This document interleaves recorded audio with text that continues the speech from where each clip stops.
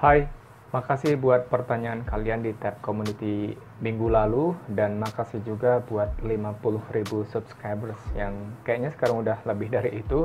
Dan khusus video ini kita bakalan bahas itu tentang rambut ya, mulai dari bercabang, kering, kasar, kusam, mengembang, susah diatur. Hampir semua masalah rambut itu bakalan kita bahas di sini karena itu rata-rata pertanyaan dari kalian. Tapi tenang aja, buat kamu yang udah nanya pertanyaan lain seputar skincare atau pertanyaan pribadi yang kayak umurku berapa, terus aku tinggal gimana, and aku orang apa segala macam, nanti bakalan aku buat video lainnya khusus biar nggak kecampur-campur. So ya langsung aja kita mulai. Ini pembahasan yang pertama mengenai rambut. Ini adalah perawatan rambut dari awal. Ini banyak banget ditanya dari kamu, gimana sih bang ngerawat rambut dari, kayaknya ada burung di luar. Gimana sih bang cara ngerawat rambut itu dari awal? Apakah kita harus botakin rambut dulu atau bisa langsung perawatan rambut? Ini sebenarnya pilihan ya, tergantung dari pilihan kamu. Kamu mau botakin rambut dulu silahkan, nggak mau botakin rambut juga nggak apa-apa. Tapi intinya aku saranin kalau kalian mau perawatan rambut dari awal itu baiknya dipotong dulu rambutnya. Potong pendek aja, nggak perlu botak yang mungkin bisa sisain 5 cm gitu. Kenapa ya? Biar nanti lebih maksimal aja perawatannya. Dan gimana kalau misalkan kamu ngerawat rambut dan kamu nggak mau ngebotakin rambut ataupun kamu nggak mau potong rambut kamu? Gimana hasilnya nanti? Ya bisa aja kamu perawatan, tapi mungkin hasilnya nggak akan semaksimal kalau kamu potong rambut ataupun botakin rambut. Ya karena penyerapan nutrisinya itu jadi nggak maksimal. Karena kan masih banyak rambut-rambut yang rusak di sana yang nggak dibuang. Dan kalau kalian tetap pelihara rambut ini, jadi penyerapannya itu kan dimakan sama rambut-rambut ini dan harus lebih ekstra lagi. Sekali lagi aku bilang ini kamu nggak harus potong botak ya, nggak harus botakin rambut. Intinya kamu potong aja rambut kamu itu. Boleh yang kayak 2 cm, 3 cm atau 5 cm. Dan aku tekankan di sini jangan berharap setelah botakin rambut nanti rambut kamu itu bakalan berubah jadi lurus. Yang tadinya bukan lurus kemudian jadi lurus. Karena banyak banget yang berharap seperti itu. Dari video-video sebelumnya banyak banget yang tanya, bisa nggak bang rambutku jadi lurus setelah aku botakin rambut? Nggak bakalan bisa kalau misalkan itu udah faktor dari gen ataupun keturunan ya. Karena agak lucu juga misalkan kamu terlahir dengan gen A ataupun gen yang kayak ibu dan ayahmu ini, kemudian kamu botakin rambut nanti berubah gennya gitu kan, berarti kamu merubah ibu dan ayahmu ataupun merubah keturunanmu di atasnya. Nggak semudah itu juga. Tapi ada beberapa juga ya kasusnya ketika orang botakin rambut kemudian rambutnya itu berubah jadi lurus atau mungkin bisa berubah jadi keriting, dan lagi itu karena faktor gen. Biasanya ini di usia remaja. Jadi di usia remaja itu kan belum kelihatan betul mana gen yang betul-betul kuat. Lagian juga rambut lurus, keriting, ikal itu semuanya sama aja, yang penting rambut yang sehat. Aku ini punya rambut lurus, pengen banget punya rambut yang ikal ataupun keriting, tapi ya sudahlah, dirawat yang seperti ini aja. So lanjut, ini banyak yang tanya juga katanya kalau misalkan mau botakin rambut dan mau mulai dari awal, boleh nggak bang pakai minyak kelapa ataupun minyak-minyak yang lain? Boleh, nggak ada pantangan yang kayak kamu rambut mau panjang mau pendek, sependek apapun kamu bisa pakai minyak kelapa sebagai masker ataupun pengganti minyak rambut. Caranya beda-beda ya, udah aku jelasin di video-video sebelumnya. Selagi itu cocok buat kamu ataupun selagi itu nggak menimbulkan masalah efek samping. Karena sekali lagi aku bilang reaksinya di masing-masing orang itu bisa aja beda-beda. Tapi secara umum ini relatif aman ataupun nggak apa-apa dipakai untuk rambut botak, rambut panjang, siapapun itu. Asalkan cocok. Sekali lagi aku bilang asalkan cocok. Oke, next ini kita bahas. Tapi sebelum lanjut, aku tekankan terutama buat kamu yang baru di channel ini, aku bukan dokter, aku bukan hairstylist, aku bukan barberman, barbershop atau apalah itu. Aku cuman orang awam yang dulu punya masalah dengan rambut kering, kasar, kusam, bercabang. Hampir semua masalah rambut itu aku punya, sampai akhirnya aku nemuin cara, produk, dan bahan yang tepat untuk merawat rambutku. Kayak sekarang ini kalian lihat rambutku agak klimis-klimis gini, sebenarnya ini bukan gel, tapi aku lagi pakai masker rambut dari minyak kelapa. So ya, ini lanjut pertanyaan berikutnya, ini tentang manjangin rambut, atau lebih tepatnya ini ke memaksimalkan pertumbuhan rambut ya. Karena tiap orang itu beda-beda pertumbuhan rambutnya. Ada yang kayak 1 cm dalam sebulan, ada 2 atau 3 cm. Tapi rata-rata rambut kita itu, rambut manusia 1,5 cm dalam sebulan. Ada yang lebih panjang dari itu, ada yang lebih sedikit dari itu, tapi nggak jauh-jauh dari itu juga angkanya. Dan gimana caranya untuk memaksimalkan pertumbuhan rambut ini? Aku saranin yang paling ampuh, yang pernah aku coba itu untuk maksimalkan rambut seperti video-video sebelumnya, bisa kalian cek, itu adalah rutin potong ujung-ujung rambut. Ini kenapa kita manjangin rambut ataupun pengen rambut itu cepat panjang, tapi disuruh motong rambut. Ini motong rambutnya yang aku bilang nggak harus panjang banget ya, tapi potong rambutnya itu cuman yang kayak sekira setengah senti gitu. Dan kalian juga potongnya nggak setiap saat ataupun setiap bulan, cukup 2 bulan sekali aja. Gimana? Kenapa? Karena kalau kalian nggak potong, itu rambut terutama di bagian ujung itu paling yang kekurangan nutrisi ataupun paling rusak. Jadi kalau misalkan dibiarin kayak gitu aja, lama-lama dia bakalan makin rusak dan mengganggu rambut-rambut yang lain, dan secara umum juga bakalan mengganggu pertumbuhan rambut. Makanya disarankan untuk rutin potong ujung-ujung rambut atau trimming 2 bulan sekali. Kalian bisa potong ujung-ujung rambut kalian itu di rumah sendiri, atau bantuan orang lain, atau bisa pergi ke tukang cukur, terserah kalian ya. Intinya 2 bulan sekali. Kemudian cara lain yang juga menurutku ini lumayan ampuh, karena aku udah sering banget pakai ini, yaitu dengan masker minyak-minyakan. Tapi minyak-minyakannya itu nggak semua minyak ya. Yang aku rekomendasiin itu adalah kalau nggak castor oil, bisa pakai minyak lavender, kemudian minyak peppermint, atau minyak satu lagi dari rosemary. Aku saranin kalian pilih salah satu aja ya, mau minyak castor atau minyak rosemary, lavender, segala macam yang aku bilang tadi itu, dan kalian campurin dengan salah satu minyak, bisa minyak kelapa, minyak zaitun, bisa pakai minyak lain yang konsistensinya itu lebih cair gitu, biar dia nggak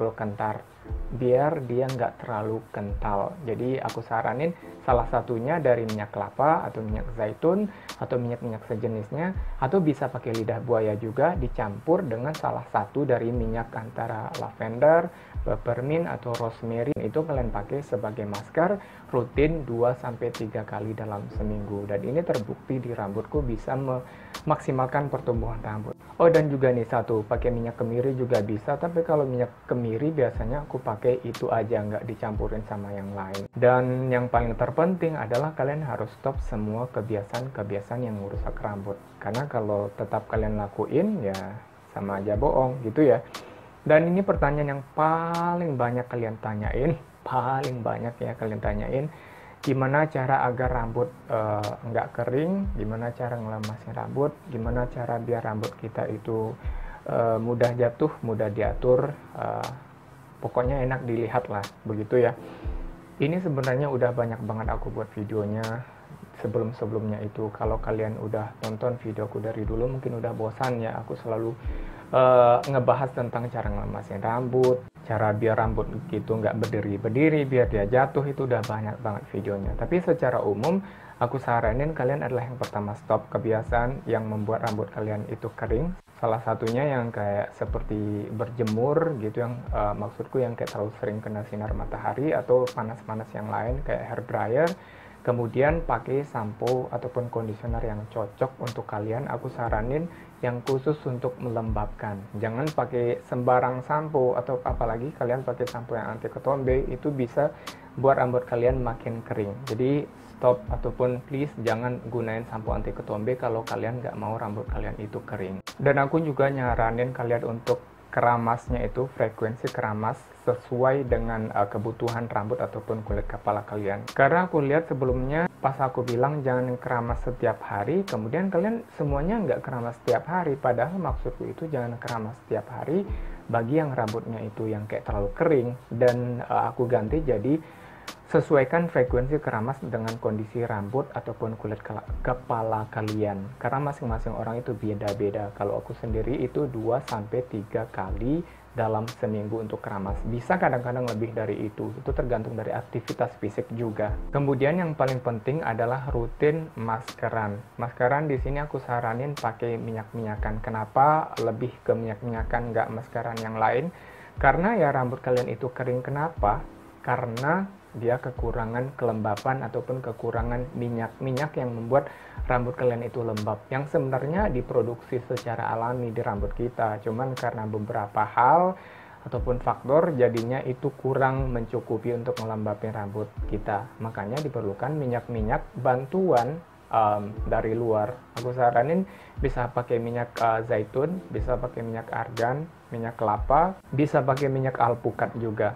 Beberapa minyak ini kalian gunain sebagai masker atau dicampur dengan bahan-bahan yang lain juga bisa, tapi base-nya itu ataupun bahan dasarnya adalah minyak-minyak ini. Dan sekali lagi aku tekankan kalau hasilnya itu bisa aja beda-beda di masing-masing orang, dan apalagi kalau misalkan dari lahir rambutmu itu memang yang kayak tegak, berdiri tegang gitu kan. Ada kan beberapa orang rambutnya yang kayak gitu. Ya jangan berharap yang kayak hasilnya terlalu lebih ataupun yang kayak langsung lemas jatuh gitu. Enggak, karena kan rambut orang itu beda-beda. Sekali lagi aku bilang, kalau rambutmu itu memang betul-betul keras, kaku yang segala macam itu, aku saranin kalian panjangin aja rambut kalian, karena kalau udah panjangin dia bakalan jatuh kok gitu ya.